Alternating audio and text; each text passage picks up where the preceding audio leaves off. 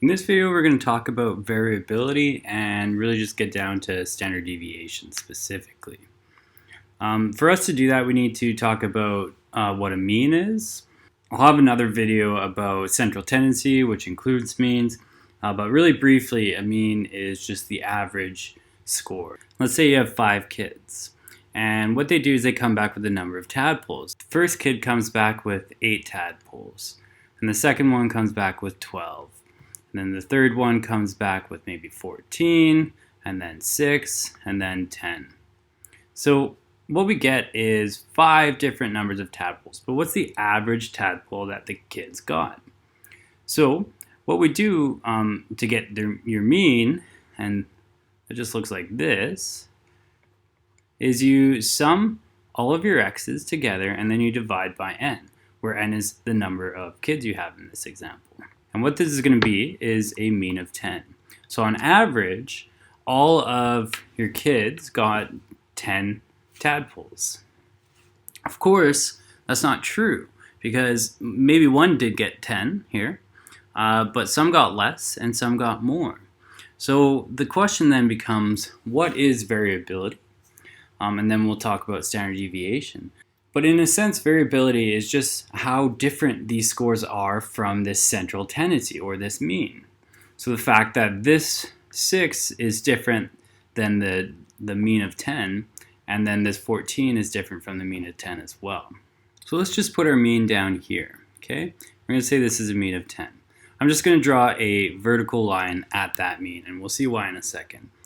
I'm also going to put a horizontal line. This horizontal line, corresponds to the number of tadpoles. So let's say it goes as low as 5, and it goes as high as 15. So that's going to encompass all of our scores here. So let's start at the top. Now we're going to put all the scores into this graph, I'm going to call it. And basically, we have 5 kids with 5 different amounts of tadpoles. So the first one got about 8, so that's maybe about here. I'm just going to put that person, that child, right there. And it doesn't matter vertically where they are, it just matters horizontally where they are. This second one got 12, so let's put 12 around here. The third one got 14, so that's close to here, so let's just put it down here. This one got 6, so we can put 6 here. And then this one got 10, so this one actually got the same as the mean itself. So we're going to put it exactly on that line. So the idea of variability is how far these scores are from the mean. So here there is no difference because it is exactly on the mean. But this one with a score of 8, we can see, well, how far is this score from the mean? And so the mean's 10 and this score is 8, so it's 2 below the mean. We could do the same with this one. So this one is a score of 12, and it's 2 above the mean. Now this one over here is a score of 6, which means that it's 4 below the mean. Then finally, well, almost finally, this one is a score of 14, which means it's 4 above the mean. And this one's finally, there is no distance between them, so there's a distance of 0 from the mean. So the first thing that we're doing is we're just finding how far each score is from the mean. But what exactly does variability mean? Variability is really just trying to tell us, on average, how far are our scores from the mean.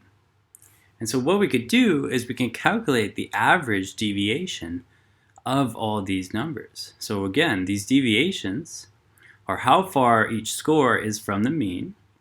And if we just find an average number, that's the idea of variability. Now, standard deviation is slightly more complicated than that. It's not literally computing the average distance of all the scores, but it is doing that in a sense, and we could think of it in that way. So we're just trying to figure out more or less how far on average are these scores from the mean. And I'm going to call these my deviations.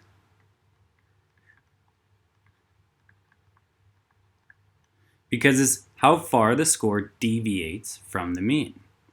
So I can rewrite all of these numbers out over here. So let's go -4, -2, 0, 2, and 4. What that means is these scores over here have now been transformed into deviations, which correspond to their distance from the mean. So let's write out the equation for standard deviation. Now what we're going to find is it's going to look really complicated, but we're going to be able to go through it and it's actually very simple. So it's the sum of our deviations, which is our scores minus our mean, squared divided by n square rooted.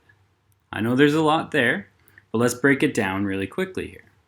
So this x minus x bar is exactly what we've already done. So we have our x, our scores, so these numbers, then we have our x bar, which is our mean of 10. And we found 10 minus 8 was -2, for example. And that is these scores here. Now the next thing we're going to do is we're going to square each of these scores. So we're going to square our deviations. So 4 squared is 16. 2 squared is 4. 0, 4, and 16. And that gets this part of the equation. Now, the next thing we have to do is sum them up together. We're just going to add them all together. So 16 plus 4 is 20, plus 0 is still 20, 24, and then finally 40. So the sum of our squares is 40. Now we call this the sums of squares. So the next thing we're going to have to do is divide our sums of squares by n. Now again, n is how many scores we have. So we have 1, 2, 3, 4, 5. So we're going to take 40 and we're going to divide by n. So we're going to say 40 divided by 5 is 8. And we call this our variance.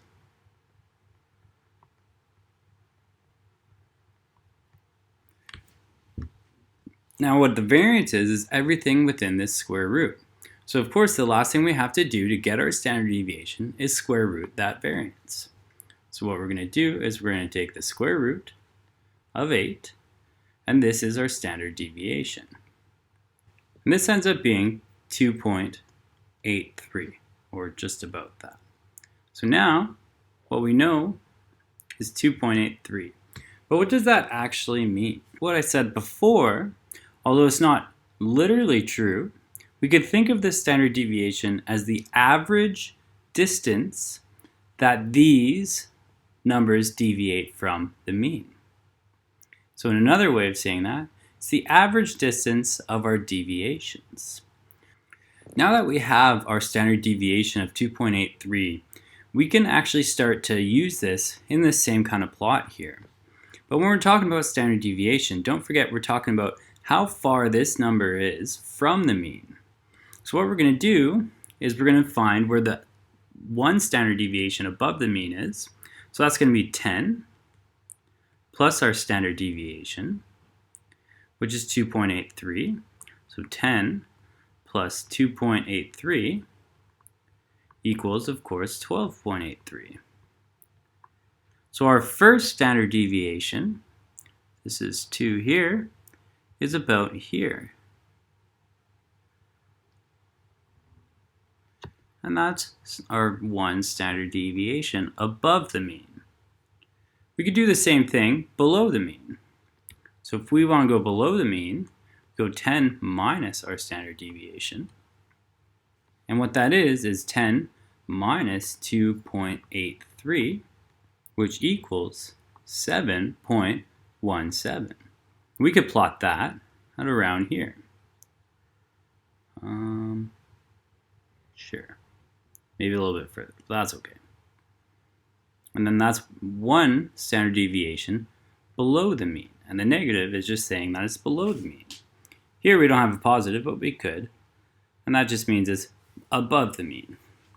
What we see is that there's 3 of the 5 scores that fall within this boundary of standard deviations. And so what we could do is we could start categorizing our values. So these 3 are pretty close to the mean. But these ones out here are further from the mean. So we could start separating people if we'd like to by how far they are from the mean. This is 1 standard deviation above the mean, but we can also plot 2 standard deviations above the mean. So we take our 10, which is our mean, plus our standard deviation, plus another times our standard deviation. Or what we could do instead is just go 10 plus our standard deviation times 2. And what that's going to be is 10 plus 2.83 times 2, which equals 10 plus 5.66, which equals 15.66, is 2 standard deviations above the mean. So here's 15, so we're going to extend this out a bit. We're going to say that's where our second standard deviation above the mean is. Right there. We could do the same for this side. I'm not going to do the math, but essentially it'll be somewhere around here.